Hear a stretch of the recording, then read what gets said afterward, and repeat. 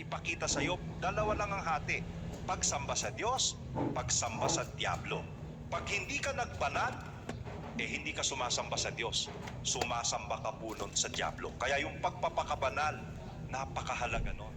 Yun ang pagsamba natin sa Diyos, yun ang ikasasakdal ng ating pagbabanal, yung pag-iibigang magkakapatid. Kaya lahat ng ating pinag-aaralan, yung essence ng pananampalataya, yung tatlo na yung pananampalataya, pag-asa, pag-ibig, diyan ka dadalhin sa kabanalan na kailangan mo dahil yan ang tatak na sumasamba ka sa Diyos kung gumagawa ka po ng kabanalan. Yun po, kuya, ang ilan sa mga punto na... At alam mo, kapatid na Rodel, yung kasing pagsamba sa Diyos mahalaga po. Kaya yung pagsamba sa Diyos mula pa ng una, yan ay isang bagay na reiterated. Ang kailangan natin talaga, sumamba tayo sa Diyos. Yung Diyos na makapangyarihan sa lahat. Yung Diyos na lumikha ng lahat ng mga bagay. Kaya sa mga utos na sinasabi ng banal na kasulatan, nakita mo kahit dun sa Apokalipsis, noong sinasabi doon sa 19:9, at sabi doon, kapatid na Rodel, pakihisuyo ako sa iyo. Opo. At sinasabi niya sa akin, isulat mo, mapapalad ang mga inanyayahan sa paghapon sa kasalan ng kordero.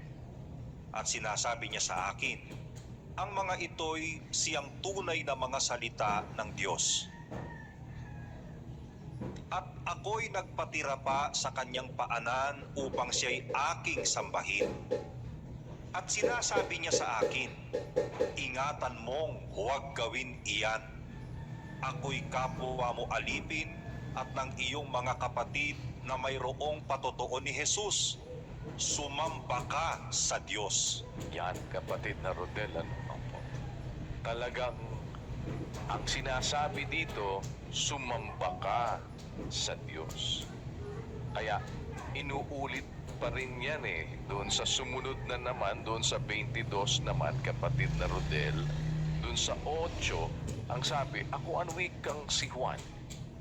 Ako ang nakarinig at nakakita ng mga bagay na ito. Ito nung narinig niya, nung nakita niya, ang ginawa niya, nung marinig ko ang wika at makita, nagpatira pa ako upang sumamba sa harapan ng anghel na nagpakita sa akin ng mga bagay na ito. At tingnan po ninyo, mga kapatid, bakit kailangan tayong maging maingat? Ito ang nagbunsod kay Juan, kapatid na Rodel, na siya ay sumamba doon sa harapan ng anghel. Ano ang nagtulak sa kanya doon?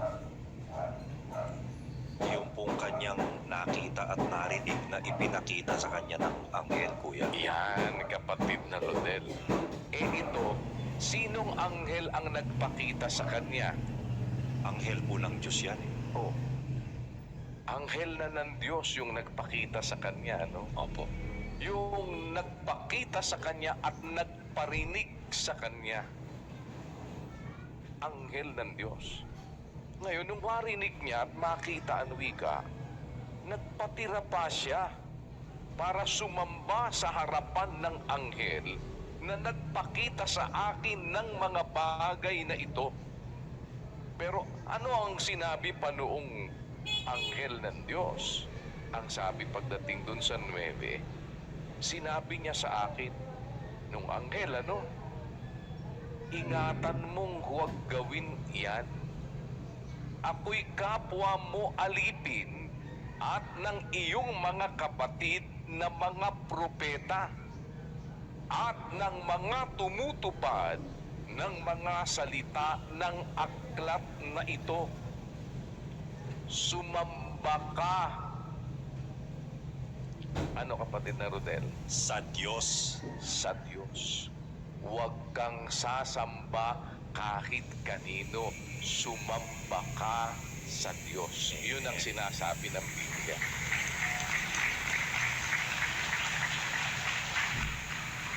Ano ngayon ang isang bagay na dapat po nating makita? Kapatid na Rodel, tignan mo, kung yung anghel na ng Diyos na nagpakita kay Juan at nagparinig sa kanya nung mga bagay na nakita, narinig ni Juan. Hindi ito nagturo o nagsabi sa kanya na sumamba siya sa larawan, sumamba siya sa hayop, sumamba siya sa kung ano pa man, ano. Ang dapat, ang sabi sa kanya, sumamba ka sa Diyos. Kaya, kahit sino pa ang magsabi sa atin dahil sa may ipinakita sa atin, may ipinarinig sa atin, pagkatapos dadalhin ka sa pagsamba sa ibang Diyos, ang dapat nating laging tandaan, hindi tayo dapat sumamba kahit na kanino kung hindi sa Diyos. Tatatagan natin ang loob natin doon, mga kapatid.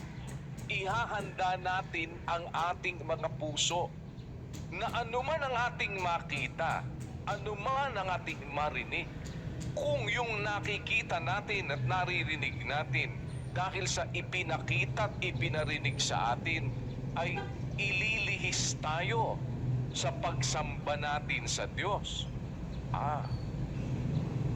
Sasabihin natin, mamamatay ako pero hindi ako sasamba sa ibang Diyos.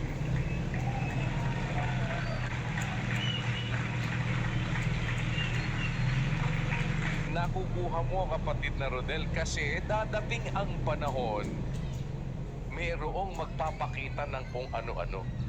Ang punto ngayon ang sinasabi dito sa Apokalipsis at ipinakikita mismo ni Juan, yung katotohanan na kahit ano pa ang makita mo, kahit ano pa ang ipakita sa'yo, kahit sino pa ang magpakita sa'yo, at sino pa ang magparinig sa'yo, kung yan ay magdadala sa'yo sa pagsamba sa ibang Diyos, huwag mo anwikang gagawin yan. Ingatan mo na huwag gawin yan. Kung yun na nga, kapwa niya na alipin.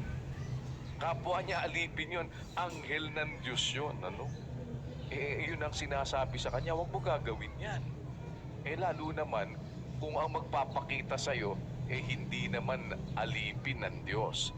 Kung ang magpapakita sa'yo, hindi naman anghel ng Diyos. Dahil kung yan ay sa Diyos, alipin ng Diyos, o sino mang sa Diyos, hindi kanyan tuturuan na sumamba sa ibang Diyos.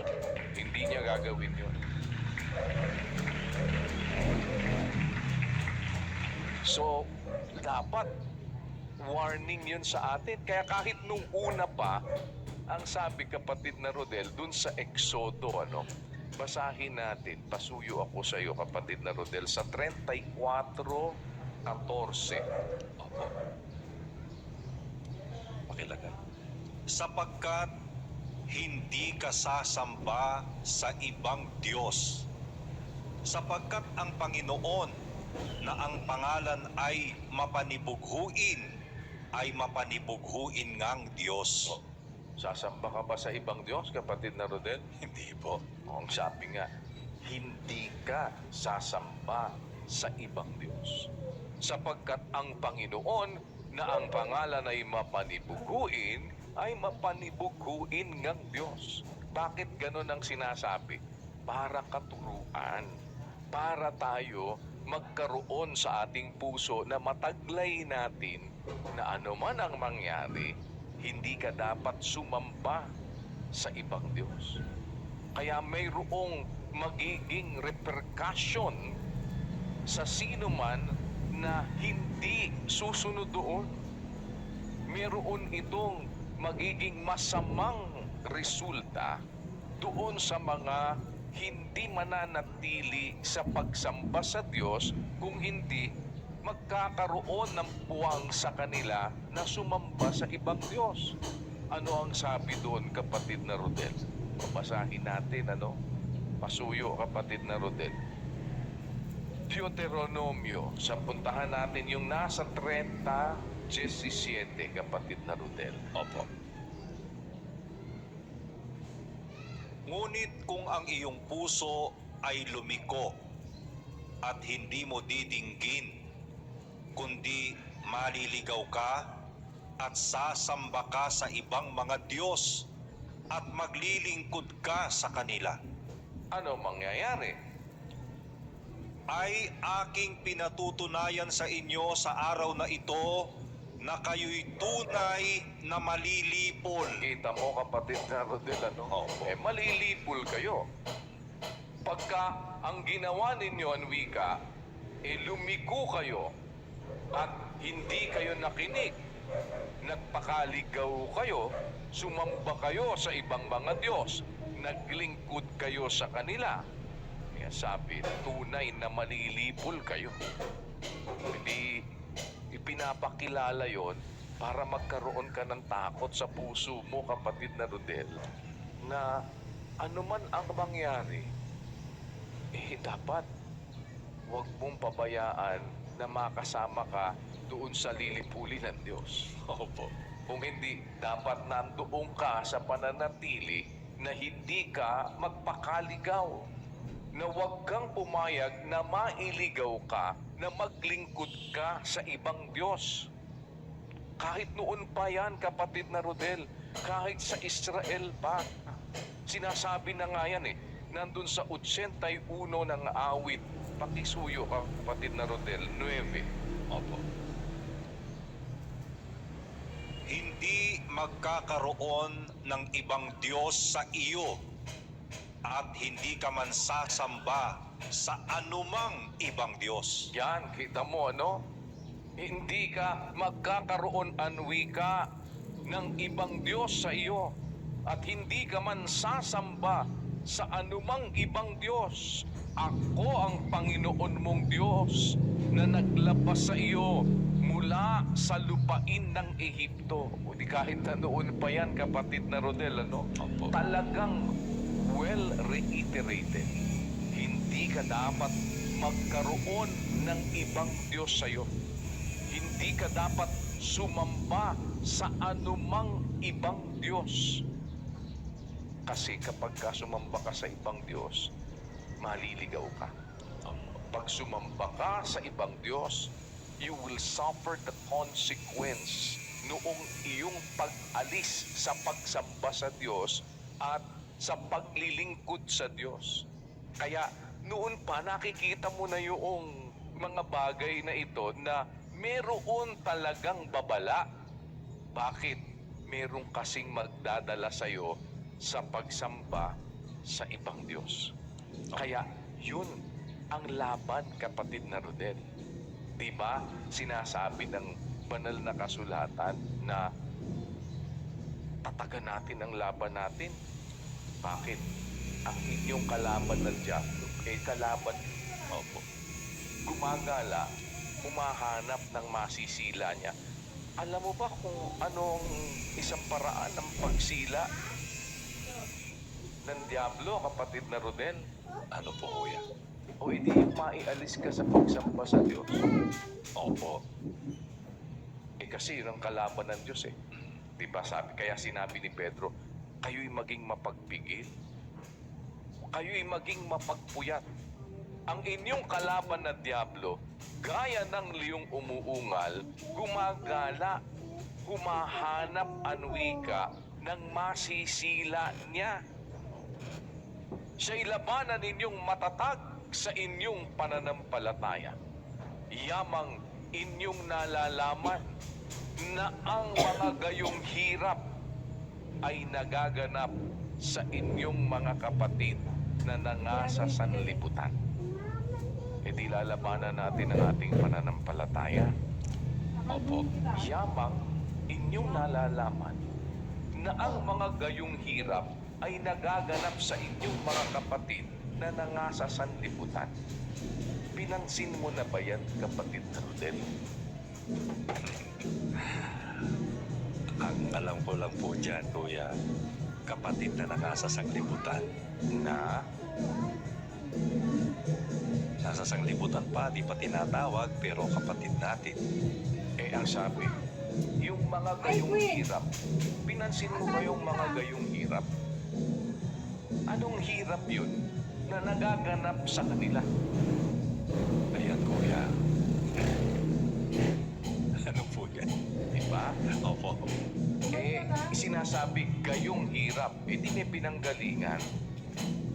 Opo. Alin yun? Sabi, di ba, umpisa niyan doon sa maging mapagpigil kayo, maging mapagpuyat kayo. Ang inyong kalaban na Diablo, gaya ng liyong umuumal, gumagala, humahanap ng masisilan niya. Siya'y labanan ninyong matatag ng inyong pananampalataya. Yamang inyong nalalaman na ang gayong hirap, hindi ito kapatid na Rodel, hirap ito. Opo. Anong hirap? Alin yung gayong hirap na nagaganap sa inyong mga kapatid na nangasa sa sanlibutan? O hindi ba yung paninila ng Diablo? Opo, kuya. Yung gayong hirap, kasi yung Diablo naninila yun. Opo. Hinahatak ka doon sa pag-alis. Doon makuha kanya completely.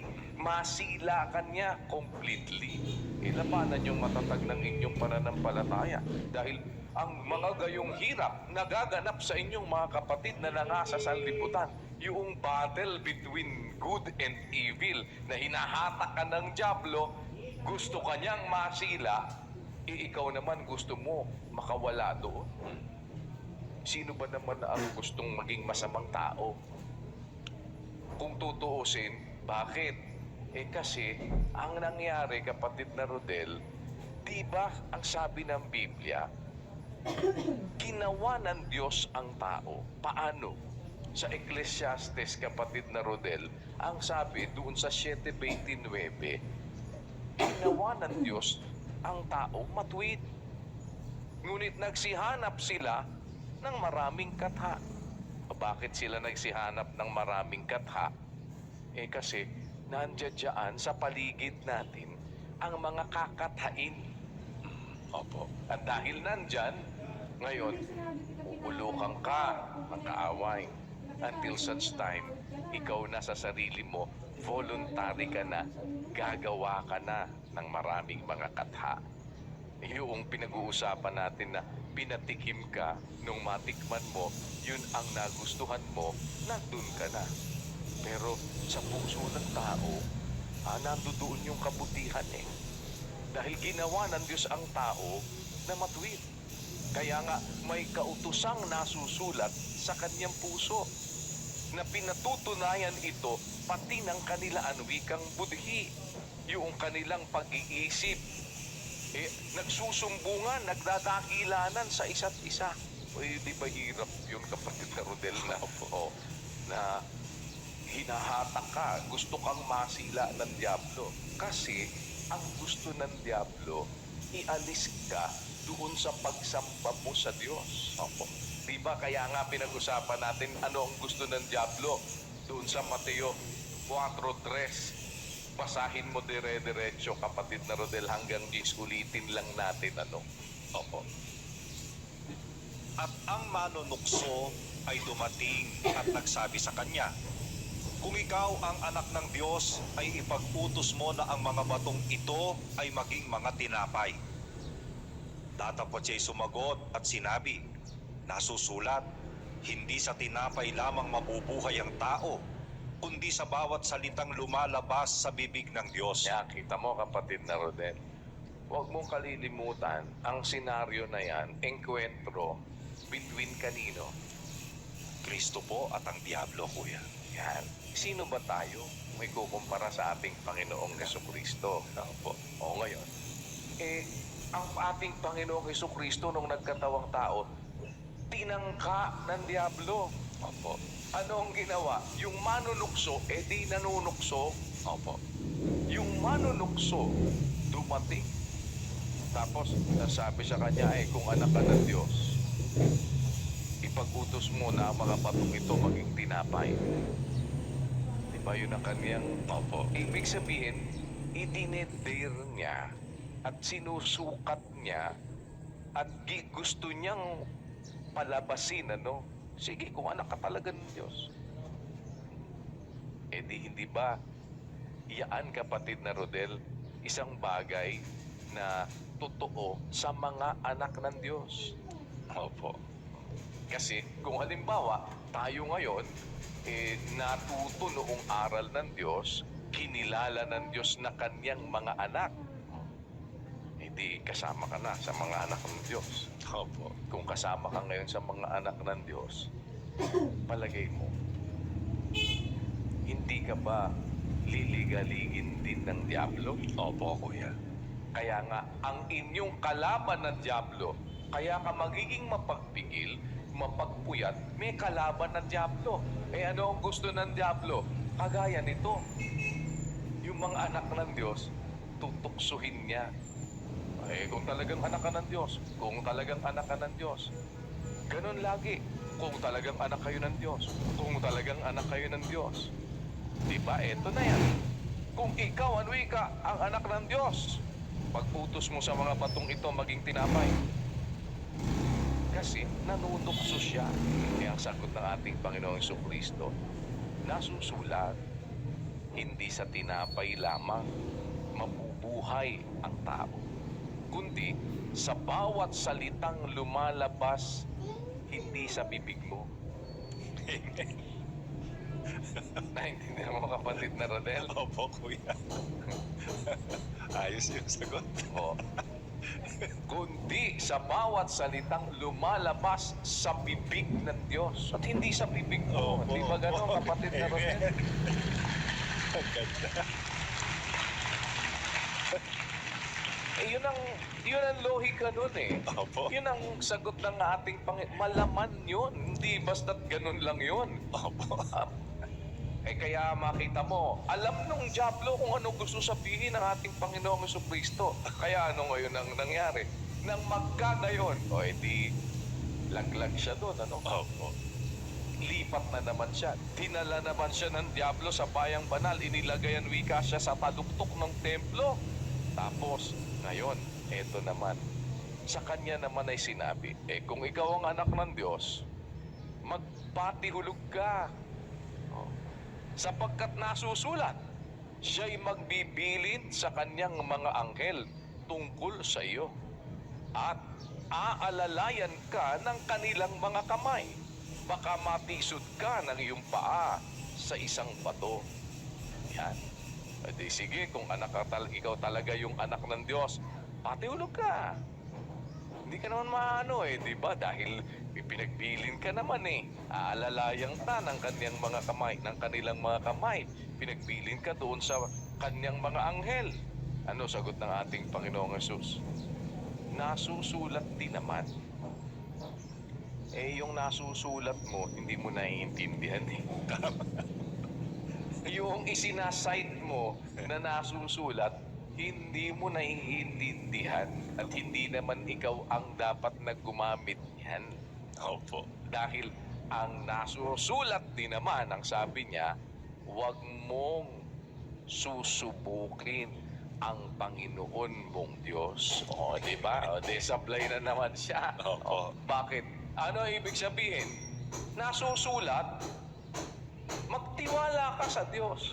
Hindi kagaya mo. Wala kang tiwala sa Diyos, di ba? Dahil hindi ka naman kumikilala sa Diyos. Ako, anak nga ako ng Diyos Kaya nga, nagtitiwala ako sa Kanya. Di ko na kailangan pang subukin yan. Amen. Di ba? Ba't ko naman susubukin nagtitiwala ako sa Kanya? Di ba kaya mo lang naman susubukin, ito, bibenta sa'yo, ginto yan. 100 pesos, sabi sa'yo. Testingin nga natin kung ginto nga. Bakit hindi ka nagtitiwala? Pero pag nagtitiwala ka at alam mo, oo nga, nakikilala mo, ginto nga, babayaran mo siya nang wala kang pag-aalinlangan. pinagtitiwalaan ng anak ng Diyos yung sinasabi at salita ng Diyos. Kaya hindi niya kailangang subukin yon dahil nasusulat, huwag mong susubukin ang Panginoon mong Diyos. Di ba yan ang nakasulat? Amen. Eh di, sablay na naman, kapatid na Rodel? Opo. But all this effort, lahat ng esforsa na yan, na ginagawa ng Diablo, meron yan lundo. Bakit niya ginaganon? Bakit ganun ang sinasabi niya? Ano ang nilulunduan niya, kapatid na Rodel? Eto, sabi na ngayon. Dinala siya ng Diablo sa bundok na lubhang mataas at ipinamala sa kanya ang lahat ng mga kaharian sa sanglibutan at ang kaluwalhatian nila. At sinabi niya, sabi ng Diablo, sinabi niya sa kanya, lahat ng mga bagay na ito ay ibibigay ko sa iyo kung ikaw ay magpapatira pa at sasambahin mo ako. Ayun na, lumabas na kung ano talaga ang gustong mangyari ng Diablo. Ano talaga ang ultimate? Ang gusto niya talagang mangyari, ialis ang pagsamba sa Diyos at sa Kanya sumamba. Yun ang motibo niya, kapatid na Rodel. Opo. Ngayon, umubra ba ng magkagayon? Sinabi sa kanya ni Jesus, wala. Paltos na lahat yung mo eh. Alis ka na. Sige na boy, alis ka na boy. Sorry. Diba, bakit? Humayo ka, Satanas! Bakit? Sapagkat nasusulat, sa Panginoon mong Diyos sasamba ka, siya lamang ang iyong paglilingkuran. Diba? Siya lang ang paglilingkuran mo. Pero ang ultimate goal ni Satanas talaga, pasambahin kanya sa kanya. Ialis ang pagsamba mo sa Diyos. Meron lang siyang iba-ibang mga ini-o-offer. Meron lang siyang iba-ibang mga ginagamit na mga pamamaraan. Pero ang ultimate, ang pinakadulo lang, kapatid na Rodel, pasambahin kanya sa kanya. Opo. Yun lang ang ultimate doon. Kaya nga, isang bagay ang dapat naman na maging buo sa ating kalooban hanggang sa huling sandali ng ating mga buhay. Ang Panginoong Diyos lamang ang ating sasambahin at siya lang ang ating paglilingkuran. Dapat resolve sa atin po yun, mga kapatid. Buo sa atin yon.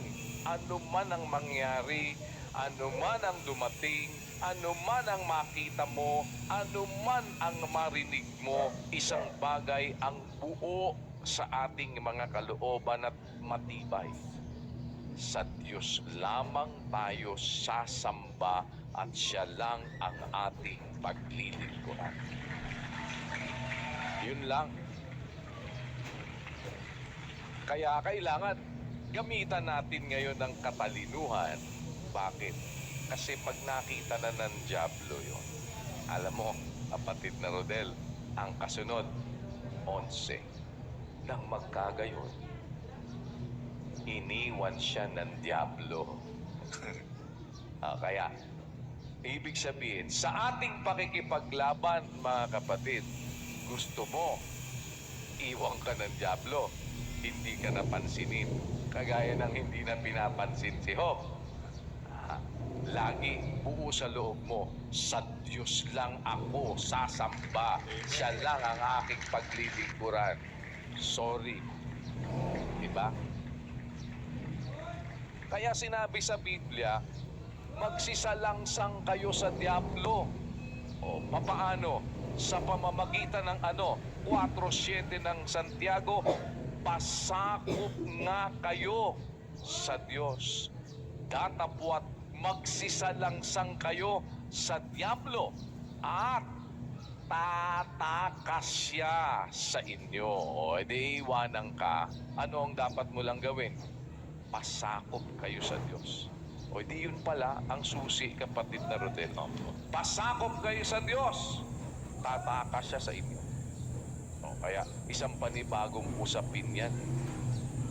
Gusto natin na magkaroon tayo ng magandang security. Kapatid na Rodel, alam mo kasi yung security, yun ang nagpapaalis dun sa mga pag nakakita ng seguridad. Kailangan secured ka. Para ikaw ngayon, takasan ka ng diablo.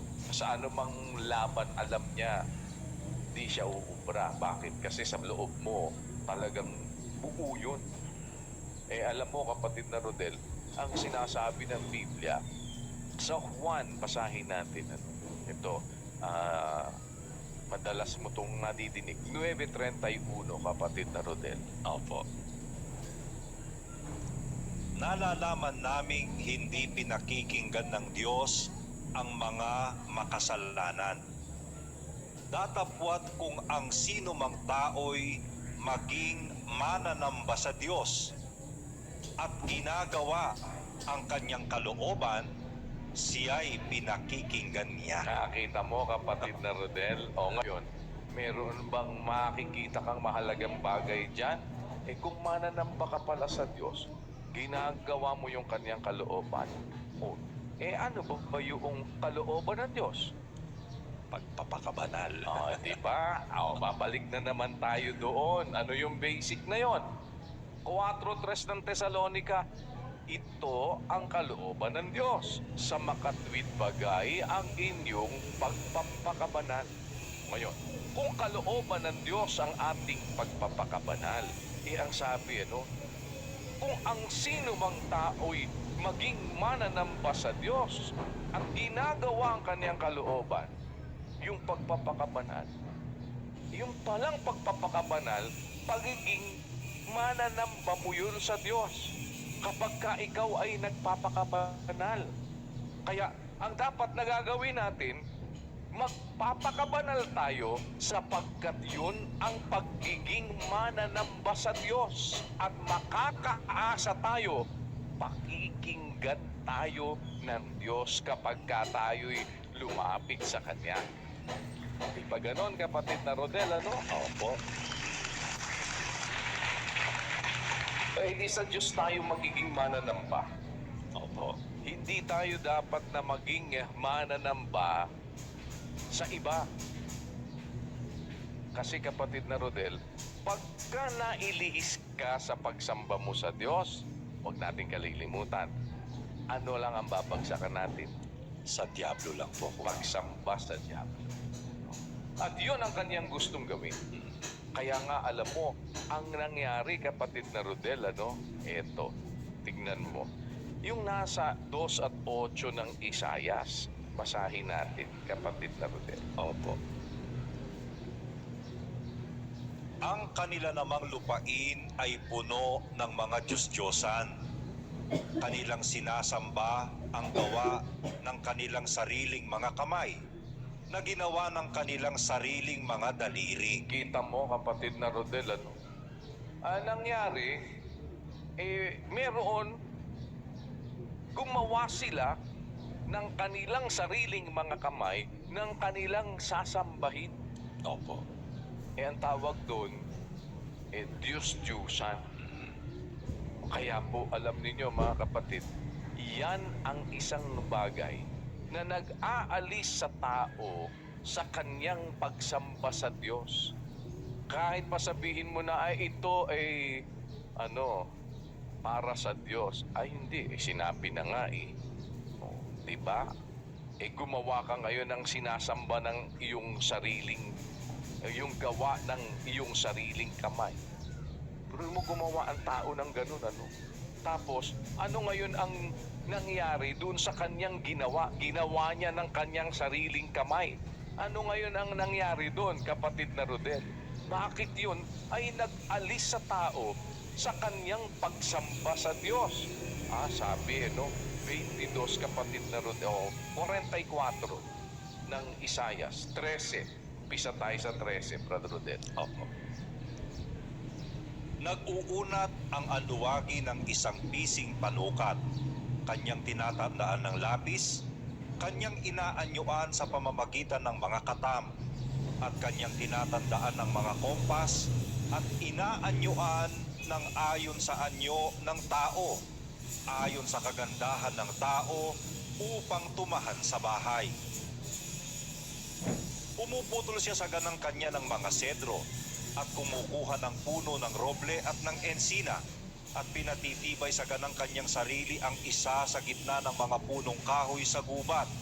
Siya'y nagtatanim ng puno ng abeto, at yaoy kinakandili ng ulan. Kung magkagayoy ilalaan sa tao upang ipanggatong, at kumukuha siya niyaon at nagpapainit. Oo, kanyang pinaliliyaban niyaon at ipinagluluto ng tinapay.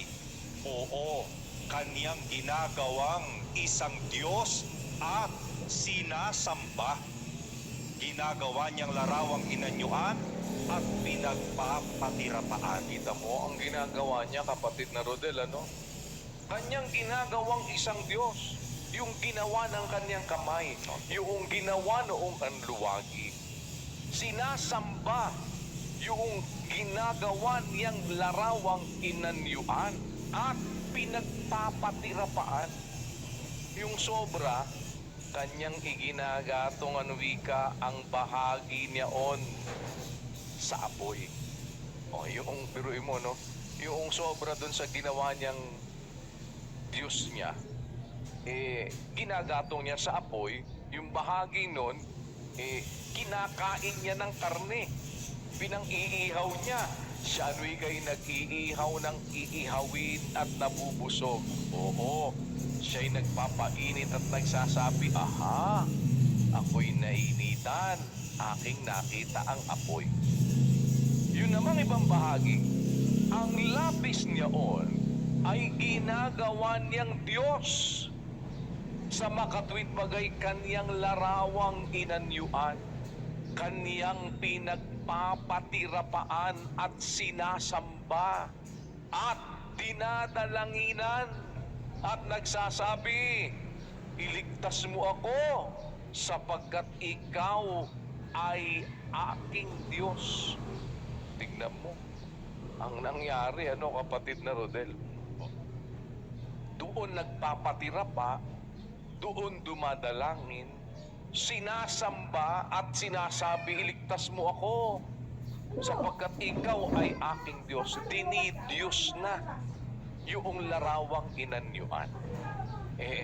Ang sabi, hindi sila makakaalam o nagsisigunitaman sapagkat ipinikit niya ang kanilang mga mata upang sila'y huwag makakita at ang kanilang mga puso upang huwag silang mga kaunawa. O kaya, yan, kapatid na Rodel, yung pagsamba dyan sa mga larawang inanyuan, ginawang sarili nilang Diyos, maghahatid sa'yo ng kawalan ng pagkaunawa.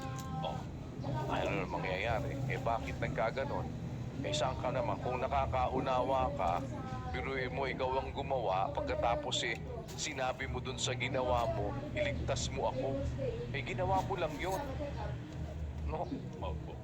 Tapos yung ibang bahagi, pinanggatong mo lang at pinangkain mo ng karne. Pero yung ibang bahagi, ginawa mong Diyos mo na pinagtitiwalaan mo. Ano ang nangyari doon? Naialis ka sa pagsamba sa Diyos. Nadala ka doon sa pagsamba sa mga larawang inanyuan, sa pagluhod roon, sa pagyukod doon, sa pagpapatira pa doon. Kaya nga ang liwanag ng katwirang sinasabi, huwag kang, bawal yun gagawa para sa iyong sarili ng larawang inanyuan. Diba? Yan ang isang bagay. Huwag kang magkakaroon ng ibang Diyos sa harap ko. Umpisa pa lang. Nasa Deuteronomio 5:6, pinabanggit na yan, ano?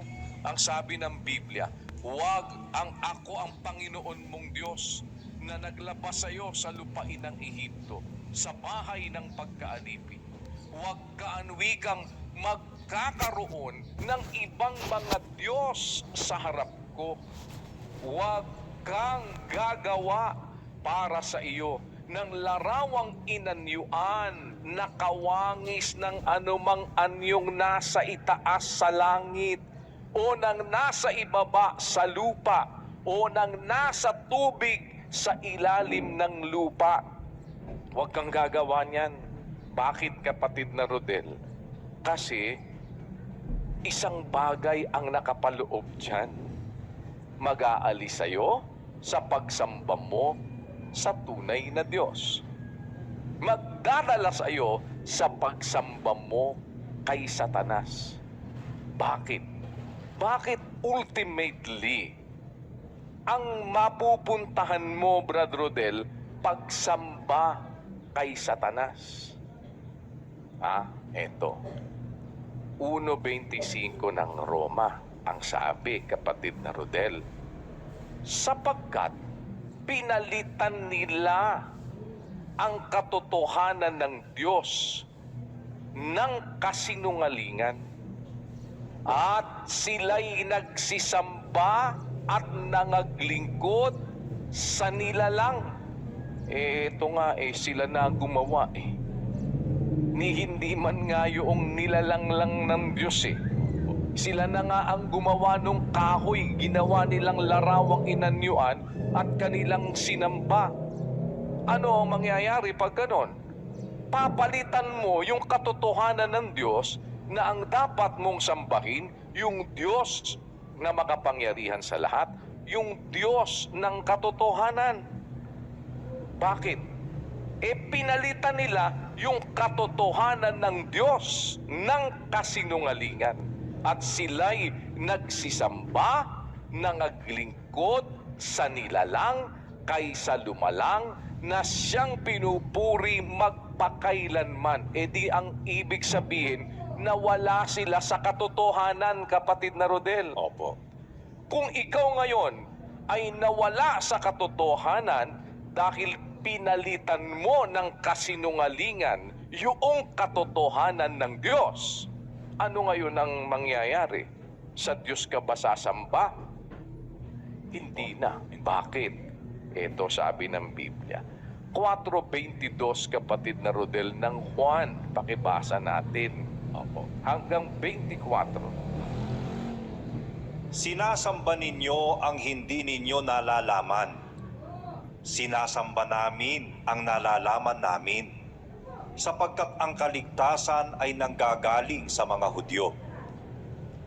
Datapwat dumarating ang oras at ngayon nga, nasasambahin ng mga tunay na mananamba ang Ama sa Espiritu at katotohanan, sapagkat hinahanap ng Ama ang mga gayon na maging mananamba sa Kanya. Ang Diyos ay Espiritu at ang mga sa Kanya'y nagsisisamba ay kinakailangang magsisamba sa Espiritu at katotohanan. Yan.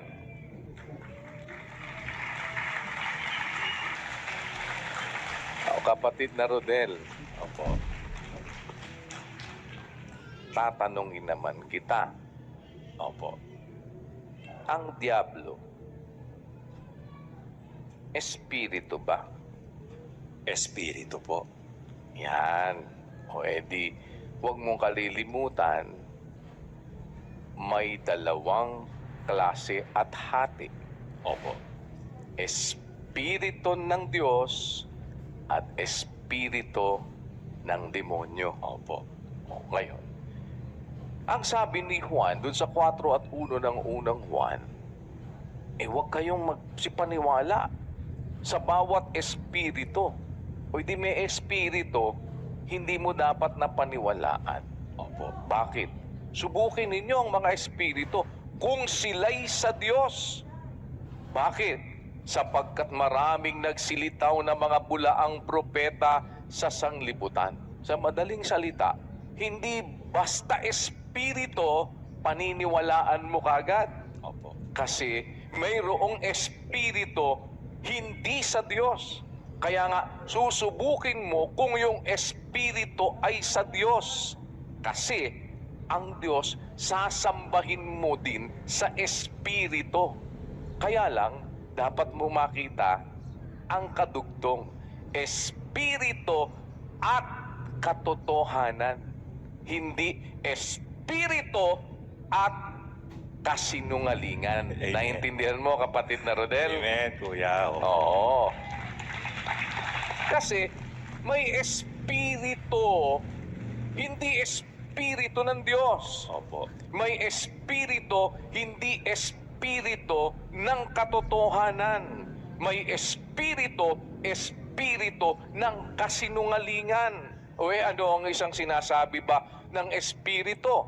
Ang sabi ng Panginoong Jesucristo, kapatid na Rodel, doon sa 6 at 63, yung sinasabi mong linya ng espiritu. Ang espiritu ang bumubuhay, sabi sa Juan. Sa laman, walang anumang pinakikinabang. Ang mga salitang sinalita ko sa inyo ay pawang espiritu at pawang buhay. O edi, yung salita ng Diyos, espiritu yon at buhay yung sinasabi ng ating Panginoon Jesucristo, yung kanyang salita. Salita na ang sabi niya, espiritu at buhay. Anong klaseng espiritu yon, kapatid na Rodel?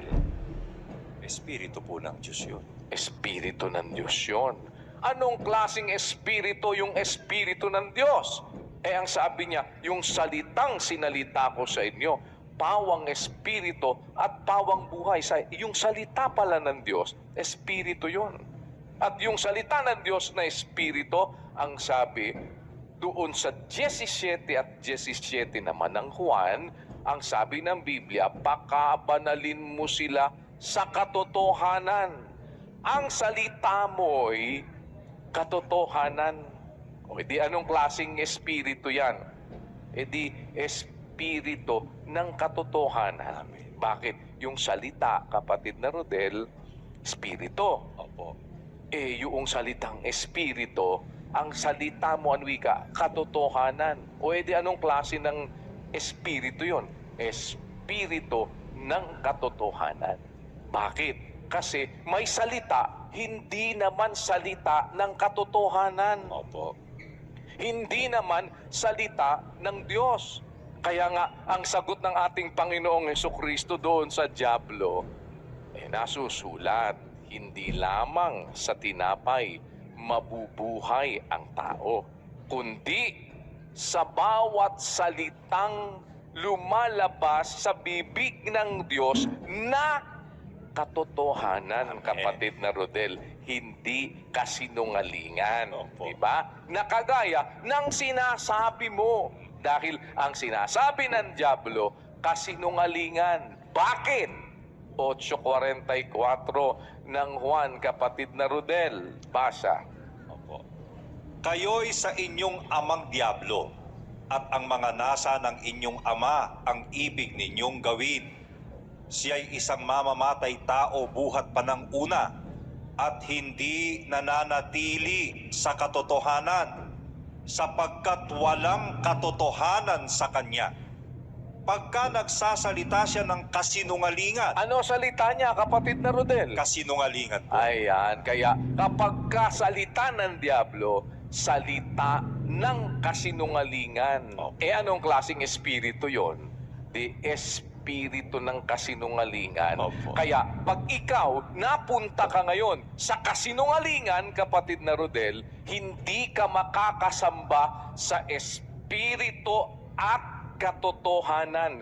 Kung hindi, masasamba mo ang espiritu ng kasinungalingan na ang isang daan noon, yung paggawa ng mga larawang inanyuan nung pagsamba sa nilalang kaysa lumalang, sapagkat yon ay pagpapalit sa katotohanan ng Diyos ng kasinungalingan. Naintindihan mo, kapatid na Rodel? Haba po ng Diyos ko. Yan, nasusundan mo. Ano ibig sabihin? Kailanman, mga kapatid, at tayo ay ililihis doon sa pagsamba sa Diyos, ang mapupuntahan mo pagsamba sa dyablo. Bakit? Sapagkat ang pagsamba sa Diyos, kapatid na Rodel, ay pagsamba sa espiritu at katotohanan. Naintindihan mo, no? Yung pagsamba sa kasinungalingan o paglipat sa kasinungalingan, hindi pagsamba yun sa Diyos. Kaya ngayon, ang dala-dala noong mga larawang inanyuan, basa tayo, basahin mo ngayon ang 2, kapatid na Rodel, ng Habakuk. Basa tayo, 18, 19. Anong napapakinabang ng larawang inanyuan na yaoy inanyuan ng manggagawa niyaon, ng binubong larawan na tagapagturo ng mga kasinungalingan na tinitiwalaan ng nag-aanyo sa kanya, na gumawa ng mga piping Diyos-Diyosan. Dito muna tayo, kapatid na Rodel. Opo. Ang sabi, anong napapakinabang ng larawang inanyuan? Meron ba? Walang pakinabang dun. Opo. Na yun ang wika, inanyuan ng mga manggagawa niyaon, ng binubong larawan na tagapagturo ng mga kasinungalingan. Ano ang naituturo, kapatid na Rodel, noong mga binubong larawan? Kasinungalingan. Kasinungalingan. Bakit? Yung mga binubong larawan na tinitiwalaan nung nag-aanyo sa kanya, ginagawa niyang Diyos niya, sinasamba niya, pinagpapatirapaan niya, yun ay kasinungalingan. Opo. Dahil ang sabi ni Pablo, pinalitan nila yung katotohanan ng Diyos ng kasinungalingan, sumamba sila, naglingkod sa nilalang. Yung pagsamba sa nilalang, yung pagsamba doon sa ginawa ng mga kamay, yung pagsamba sa mga larawang inanyuan, yun, kapatid na Rodel, ay pagsamba sa kasinungalingan. Opo. Kasi hindi yun katotohanan. Opo. Ano ngayon ang naituturo sa'yo? Kapag ka ngayon ay sasamba ka sa mga Diyos-Diyusan, ang naituturo sa'yo, kasinungalingan. Kaya ang sabi, tagapagturo ng mga kasinungalingan. Kailanman at tayo ay sasamba sa nilalang at hindi sa lumalang, natututo tayo ng kasinungalingan. Opo. At yung natututunan mong kasinungalingan, hindi yun espiritong galing sa Diyos. Yun ay espiritu ng demonyo. Bakit? Sapagkat yung kasinungalingan, siya ang wika ay sinungaling. Ang dyablo, ama nito. Di ba?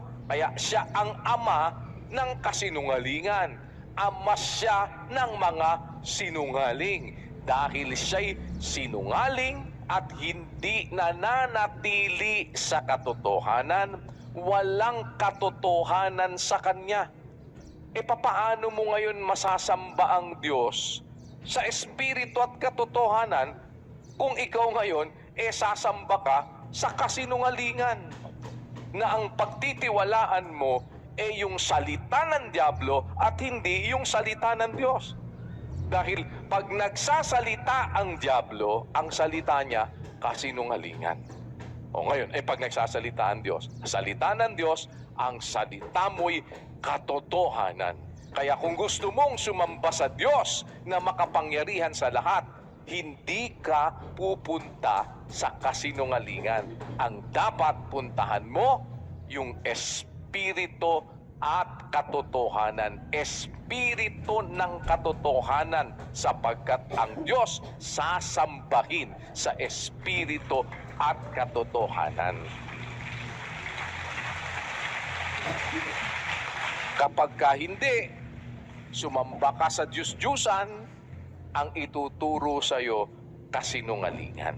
Kaya ang sabi, kapatid na Rodel, anong napapakinabang ng larawang inanyuan? Na yaoy inanyuan ang manggagawa niyaon, ng binubong larawan, na tagapagturo ng mga kasinungalingan. na tinitiwalaan ng nag-aanyo sa kanya, na gumagawa ng mga piping Diyos-Diyusan sa abad niya. O di yan ang mangyayari sa'yo. Sa abam niya, Nino, nung nagsasabi ang wika sa kahoy, gumising ka. Doon sa piping bato, bumangon ka. Magtuturo ba ga ito?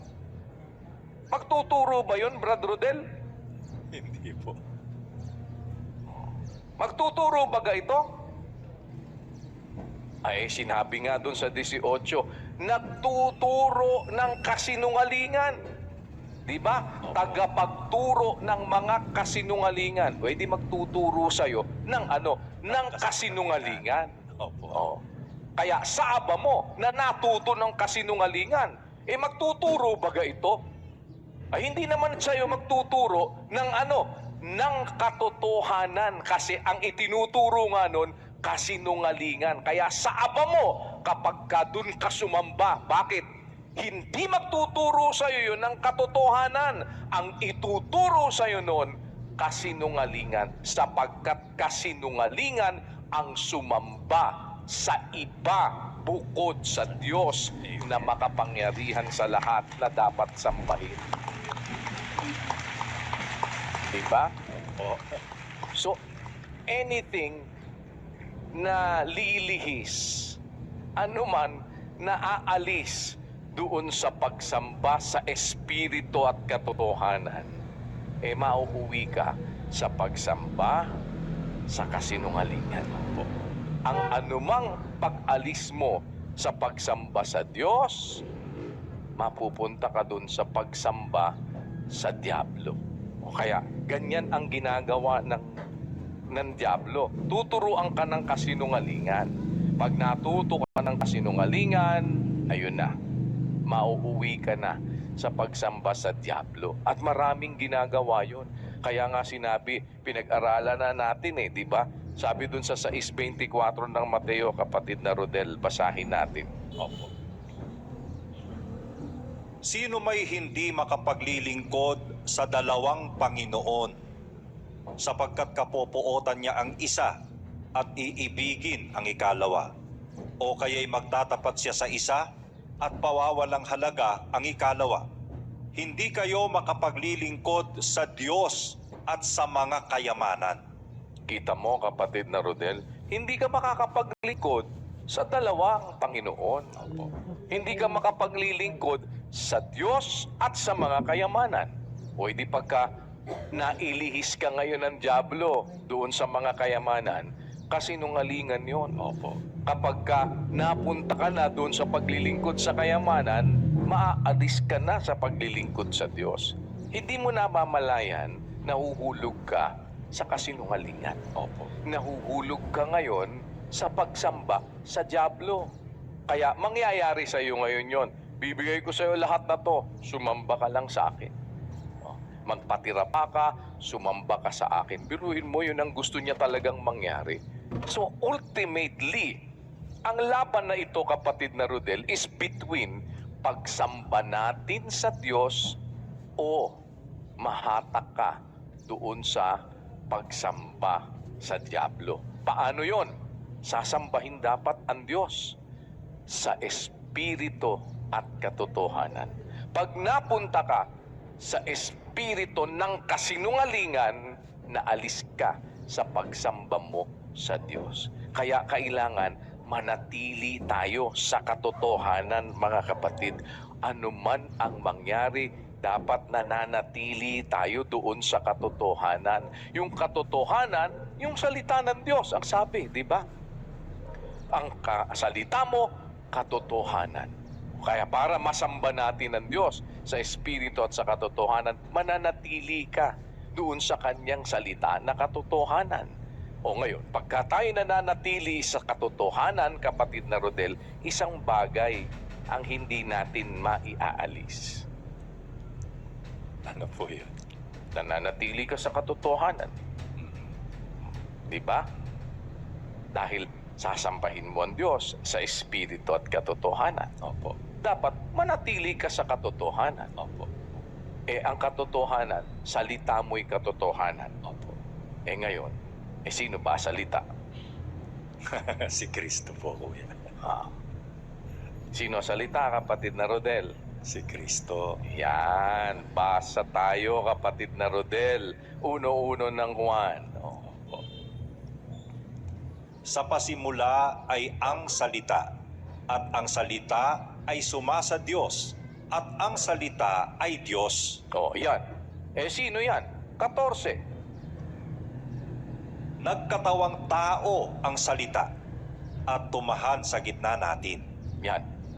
Nagkatawang tao, di yun ang ating Panginoong Kristo. Opo. Ngayon, kung ikaw ngayon, mag-iisip, dapat pala manatili tayo sa katotohanan. No? Ang pananatili sa katotohanan, pananatili sa pagsamba sa Diyos. Opo. Ang katotohanan, yung salita ng Diyos. Opo. Yung salita ng Diyos, si Kristo ang salita ng Diyos. Opo. Di yung pananatili mo kay Kristo, kapatid na Rodel, o pananatili mo sa salita, ay pananatili mo sa pagsamba sa Diyos. Amen. Naintindihan mo, kapatid na Rodel? Opo, kuya. Ayan, huwag mong kakalimutan yan. At yun ang magpapatotoo na ikaw ay alagad ni Kristo. Opo, basa 8:31 ng Juan. Sinabi nga ni Jesus sa mga Hudyong yaon na nagsisisampalataya sa Kanya, "Kung kayo'y magsisipanatili sa aking salita, kung magkagayoy, tunay nga kayong mga alagad ko." Yan. Di tunay nga kayong mga alagad ko kung magsisipanatili kayo sa aking salita. Ngayon, huwag mong kakalimutan. Ang salita ng Diyos, katotohanan, kapatid na Rodel. Opo. Ang pananatili mo sa salita ng Diyos, pananatili mo sa katotohanan. Ang pananatili mo sa katotohanan, pananatili mo kay Kristo. Kaya dapat, kung sumasamba tayo sa Diyos, mananatili tayo sa katotohanan. Kung nananatili ka sa katotohanan, isang bagay ang dapat mo ding panatilihan. Ano kapatid na Rodel? Manatili ka kay Kristo, manatili ka sa pagsamba sa Diyos. Basa, 1 Timoteo 3:15. Ngunit kung ako'y magluwat ng mahabang panahon, ay upang maalaman mo kung paano ang dapat sa mga tao na ugaliin nila sa bahay ng Diyos, na siyang iglesia ng Diyos na buhay at haligi At saligan ng katotohanan. Amen.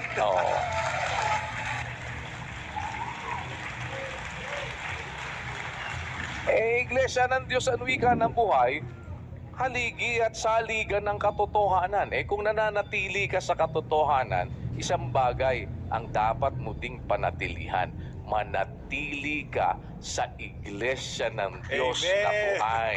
Diba? Opo.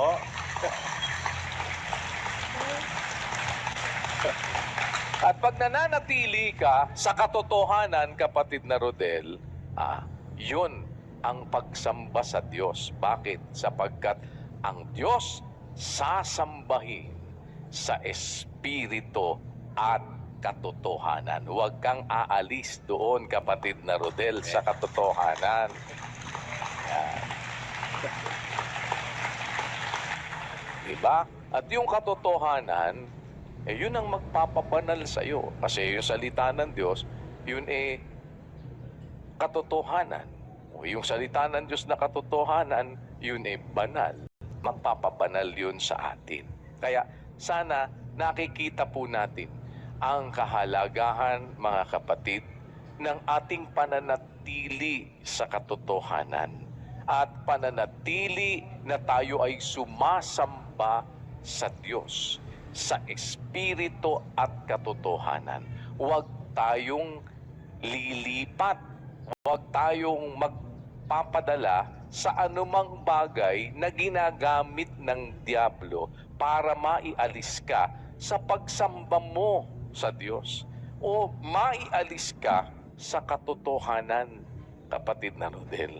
Huwag mong kakalimutan yan dahil ang Diyos sasambahin sa espiritu at katotohanan. Ngayon, huwag mong kalimutan kasi dalawa lagi. No? Sa Diyos, sa Diablo. Opo. Ngayon, ang sabi ng ating Panginoong Jesucristo, di siya yung siya yung salita ng Diyos, ano? Ito pang isa. Pakibasa mo ang 14 at 6, kapatid na Rodel, ng Juan. Opo. Sinabi sa kanya ni Jesus, "Ako ang daan at ang katotohanan at ang buhay." Siya pala yung katotohanan. Opo.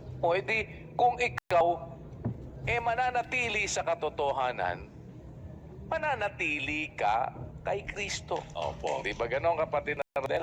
Opo. At ang pananatili kay Kristo, pananatili sa katotohanan, pananatili sa pagsamba sa Diyos. Kapatid na Rodel, yan, huwag mong kakalimutan yan. Siya ang wika, ang daan, ang katotohanan, at ang buhay. Ano ngayon ang gagawin natin, mga kapatid? No? Kasi, kung gusto nating manatili sa Diyos, Brother Rodel, ang sabi ni Pablo, 4 at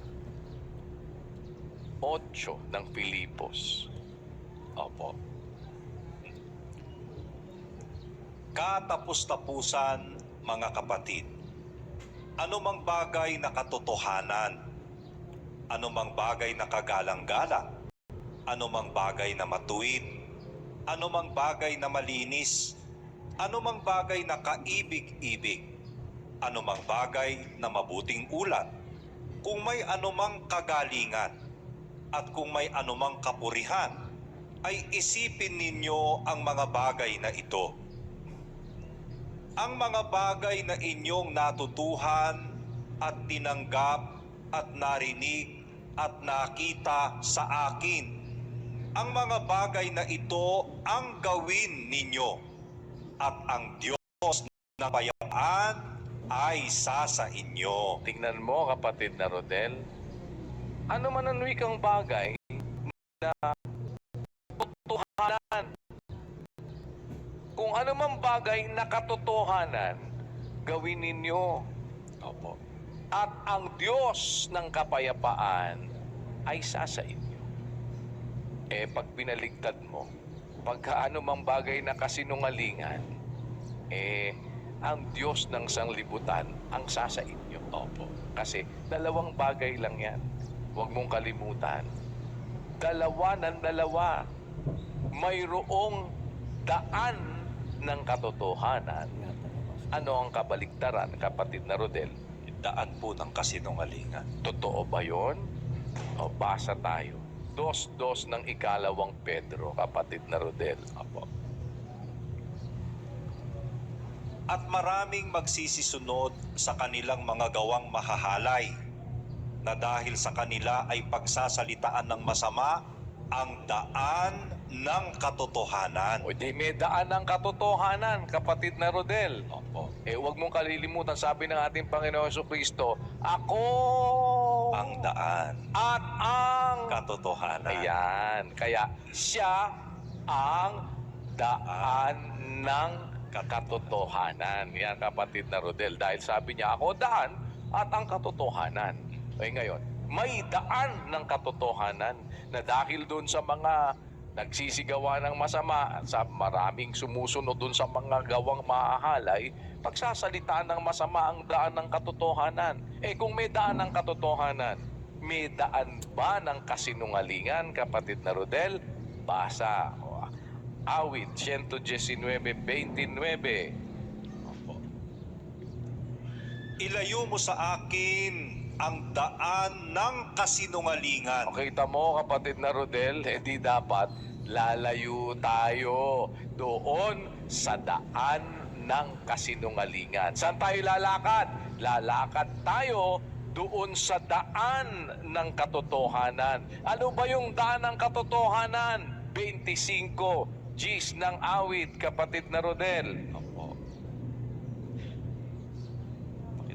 Lahat na landas ng Panginoon ay kagandahang loob at katotohanan. Ayan, o hindi yung landas ng Panginoon, yun ang dapat nating lakaran sapagkat lahat ng landas ng Panginoon ay kagandahang loob at katotohanan sa mga gayon na nag-iingat ng kanyang tipan at kanyang patotoo. Yung daan ng katotohanan, yun ang ating lalakaran. Kaya nga sabi po namin, nung nakaparito tayo dito sa lugar ng Bolivia, walang dakilang kagalakan.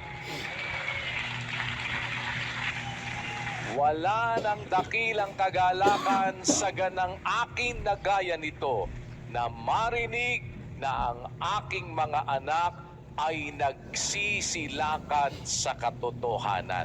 Yun ang ating lakaran, mga kapatid. Manatili tayo sa paglakad doon sa daan ng katotohanan at sa pamamagitan nito, masasamba natin ang Diyos sa Espiritu at sa katotohanan. Huwag tayong aalis doon at huwag nating kalimutan, mga kapatid, ang sabi ni Pablo, kung ako'y magluwat ng mahabang panahon upang maalaman mo kung paano ang dapat sa mga tao na ugaliin nila sa bahay ng Diyos. Ano bang ugaliin mo sa bahay ng Diyos? Manatili ka sa paglakad sa katotohanan. Sumamba ka sa Diyos, sa Espiritu at katotohanan. Ngayon, yung bahay ng Diyos na kung saan itinuturo ang pagsamba sa Diyos, yung paglakad sa daan ng Diyos, yung pagsamba sa Kanya, sa Espiritu at sa katotohanan, yung bahay ng Diyos, yon ang iglesia ng Diyos na haligi at saligan ng katotohanan. Yan, kapatid na Rodel. Na kung saan doon din nararapat ang kabanalan. At doon tayo tinawag tayo upang tayo ay magbanal at manatili sa pagsamba sa Diyos sa Espiritu at katotohanan. Sana, kapatid na Rodel, merong natatak sa iyo sa pagkakataong ito, Brother Rodel. Hawa po ng Panginoon, Kuya. Salamat sa Diyos sa kanyang mga pagpapaunawang ito upang makita natin lalo ng maliwanag ang atin pong kalagayan bilang mga lingkod ng Diyos na tinawag niya sa loob ng iglesia na mayroon tayong dapat na panindigan talaga hanggang wakas dahil mula pa po sa umpisa talaga nakita natin yung mga talata po, Kuya, na ibinabasa ninyo. Mula pa sa umpisa ay talagang inire-reiterate na po na manatili ka dapat sa pagsamba sa Diyos. Yun din ang tema ng lahat ng mga pagtuturo hanggang sa bagong tipan, hanggang doon nga po sa Apokalipsis. Maliwanag na ipinapakita doon, talagang dapat sumamba ka lang sa Diyos. Bakit po? Meron kasing kaaway ang Diyos na kaaway din po natin. Na kung sa Diyos tayo dapat na talagang sumamba sa tunay na Diyos, merong ibang ibig magpasamba. Yun yung kalaban ng Diyos eh. At ang linaw po ng binasa natin kanina sa Mateo, nung mag-encounter ang Panginoong Hesukristo at saka ang Diablo, nag-umpisa siya sa ibang punto eh. Pero ang talagang nilulunduan niya sa kanyang panukso sa ating Panginoong Hesukristo ay ang siya ang sabahin. Ialis ka sa Diyos. Kaya hindi mag-aalis sa atin sa pagsamba sa Diyos. Hindi tayo damayag doon na may consequence doon. Liwanag na yung isang nabasa natin, ang maglilingkod sa ibang Diyos, ang magpapakaligaw, aalis sa paglilingkod sa tunay na Diyos, maglilingkod sa ibang mga Diyos, malilipol yon. May konsekwensya ang pag-alis sa pagsamba sa Diyos, mga kapatid. Kaya mananatili tayo dapat na sumasamba sa Diyos. Na nakita kasi natin po ang isang mahalagang punto doon sa huli nating paksa, yung pagpapakabanan, mga kapatid, pagsamba yon sa Diyos. Para makapanatili ka sa pagsamba sa Diyos, manatili po tayo sa pagpapakabanal. Huwag po tayong aalis doon kahit ano pa ang mangyari. Kuya, na-appreciate ko yung punto doon sa Apokalipsis eh. Ang nakikita ko lang laging punto doon, itinuturo tayo lagi na dapat sa Diyos tayo sasamba. Huwag tayong sasamba sa ibang mga Diyos. Pero yung puntong ano ang nagtulak kay Juan, nag-motivate sa kanya para magpatira pa siya doon sa anghel para siya sumamba doon. Yung unang bahagi, sabi ng Biblia, akong si Juan, ako ang nakarinig at nakakita ng mga bagay na ito. Meron kasing nakita siya at narinig na ang nagpakita sa kanya at nagparinig nun, yun pong anghel. Anghel ng Diyos ito, mga kapatid.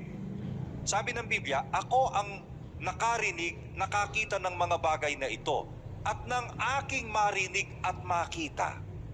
Dahil doon sa kanyang narinig at nakita, na ipinarinig at pinakita ng anghel, nagpatira pa ako upang sumamba sa harapan ng anghel na nagpakita sa akin ng mga bagay na ito. Sabi ng anghel, ingatan mong huwag gawin yan. Sabi niya, ako'y kapwa mo alipin at ng iyong mga kapatid na propeta at ng mga tumutupad ng salita ng aklat na ito, sumamba ka sa Diyos. Sabi nung anghel. Ang isang puntong nakita natin dito, mga kapatid, ang po pwedeng maglayo sa iyo sa pagsamba sa Diyos o umakay sa iyo para ka sumamba sa iba, yung ipapakita at ipaparinig. Maaring sa kanyang ipapakita at ipaparinig sa iyo, mahikayat kang sumamba doon sa nagpakita at nagparinig sa iyo. Kaya ang ganda na punto dito na nakita natin, kasi imaginein mo, mga kapatid, anghel na po ng Diyos ito eh. Itong nagpakita kay Juan na ito eh. Lingkod ng Diyos ito, kapwa lingkod ni Juan eh. Dahil sa nakita niya ni Juan dito sa anghel na ipinakita sa kanya, nagpatira pa sa anghel at sinambad niya yung anghel. Sabi ng anghel, huwag mong gagawin yan, ingatan mong huwag gawin yan. Matindi yung warning eh. Ingatan mong huwag gawin yan. Sabi sa kanya, ako'y kapwa mo alipin at ng iyong mga kapatid na propeta at ng mga tumutupad ng mga salita ng aklat na ito, sumamba ka sa Diyos. Ang isang puntong nakita natin dito, gagawing paraan ng diablo para ka alis sa pagsamba sa Diyos, magpatira pa ka sa iba, may ipapakita sa iyo. May ipaparinig sa iyo. Kaya may mga magpapakita po eh. Hindi ko mo nakakita ka ng ganon at kung ano pa ang narinig mo, hindi hikayat ka namang sumamba sa iba, aalisin ka sa pagsamba sa Diyos, papayag ka. Basta kahit ano pa makita mo, kahit ano pang marinig mo, dapat manatili ka po na sa Diyos ka lang sumasamba. Hindi ka dapat mapunta sa pagsamba sa iba. Dahil pag napunta ka sa pagsamba sa iba, naaalis ka po sa pagsamba sa Diyos na ang pinakalundo naman talaga, napupunta ka sa pagsamba sa diablo. Napakaliwanag po ng punto na yon, mga kapatid. Kaya mahalaga po yun eh. Kailangan nating matandaan yon. Kasi maraming mga tao napunta sa pagsamba sa ganito, napunta sa pagsamba sa ganon, hindi sa Diyos sumasamba. Kasi meron daw silang nakita, meron daw silang nadinig. Kaya dapat mag-ingat tayo sa nakikita at naririnig kung saan ka dinadala. Kahit ano pa ang makita mo, ano pa ang marinig mo, manatili tayo sa ating pagsamba sa Diyos. Huwag po tayong aalis doon, mga kapatid. Kaya ang warning doon, Brother Rodel, di ba? 24:24 ng Mateo. Tingnan mo. Opo. Sapagkat may magsisilitaw na mga bulaang Kristo at mga bulaang propeta at mga papakita ng mga dakilang tanda at mga kababalaghan, ano pat ililigaw kung maaari pati ng mga hirang.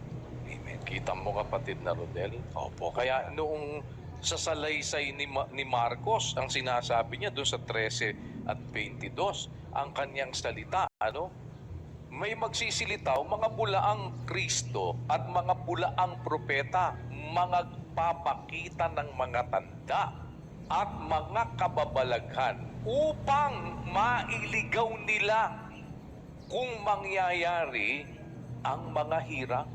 Opo. Nakita mo, Brother Rodel, yun ang danger po, mga kapatid. Bakit? Yan ay iwina-warning ng Biblia na kahit na sino pa ang magpakita ng mga tanda, mga kababalaghan, o ano man ang ipakikita, tapos papasambahin ka sa iba, hindi sa Diyos. Isang bagay lang palagi ang ilagay natin sa isip natin. Kahit ano pa ang makita mo, marinig mo, huwag kang sasamba sa ibang Diyos o sa anumang bagay na ipasasamba sa iyo. Kay larawan ng hayop na nagsasalita, na makikita ninyo yan, loloobin ng Diyos, pag-aralan natin sa mga darating na panahon na yan ay gagawin talaga ng kaaway para maialis tayo sa pagsamba sa Diyos. Pero ang dulo at dulo, kapatid na Rodel, kunin mo na kagad yung sinabi na yun ng anghel kay Juan. Opo. Ang kukunin natin palagi sa sinabi ng anghel kay Juan, kahit ano pa, ingatan mo na huwag mong gagawin, magpapatira pa ka at sasamba ka kahit na kanino. Kahit pa sa akin na anghel na sinasabi niya, kahit pa sa kanya dahil kapwa mo ako alipin. Kung yun ngang sa Diyos na hindi mo pa dapat din na pagpatirapaan at sambahin. Di lalo naman yung hindi sa Diyos. Na yan, gagawin yan, kapatid na Rodel. Ano ang ibig sabihin? Dahil sa mga aral at katwiran ng Diyos na ito, tayo po ay mayroong sapat na babala. Mayroong sapat na katwiran na naiintindihan tayo sa awa at tulong ng Diyos. Na anuman ang mangyari, anuman ang ipakita, anuman ang iparinig, anumang tanda, anumang kababalaghan, kahit na magpababa pa ng kung ano man ang pabababain at magpaakyat ng kung ano man ang paaakyatin, isang bagay ang laging isisigaw ng ating mga puso. Sa Diyos tayo sasamba, siya ang ating paglilingkuran, mga kapatid. Salamat sa Diyos. Nawa, mga kapatid, ang mga bagay na ito ay maghatid sa atin na isang mas malawak na pananaw at kaisipan na marami po ang masasalubong natin. Nag-uumpisa pa lang ngayon yan. Yung mga nakikita, baka bukas makalawag, AI na lang pala yung sinasamba mo at saka pinaglilingkuran mo dahil meron ng gumawa, nagpakita na parang may nakikitang bumababa mula sa kung saan. Meron yan, may pag-aaralan tayo dyan. Dahil meron sa paningin ng tao. Ang makikita mo sa paningin mo, tingin mo, ganun. Di ba kaya nga ngayon, meron na mga introduction, yung mga ganyan, mga illusions. Hindi natawag nilang mga nagbibigay ng mga parang magic, illusion ang ginagawa nila. So, yan po ay maaaring magamit later on para ang tao ay ialis sa katotohanan at dalhin sa kasinungalingan. Huwag nawang mangyari na ang ating mga puso ay mailigaw ng anumang bagay na mag-aalis sa atin sa pagsamba natin sa Diyos sa Espiritu at katotohanan. Kasiyahan at kaawaan nawa tayo ng Panginoon, mga kapatid. Salamat po sa Diyos sa mabuting pagkakataon. Sa Diyos ang lahat ng karangalan at kapurihan magpakailanman. Magandang araw po sa inyong lahat.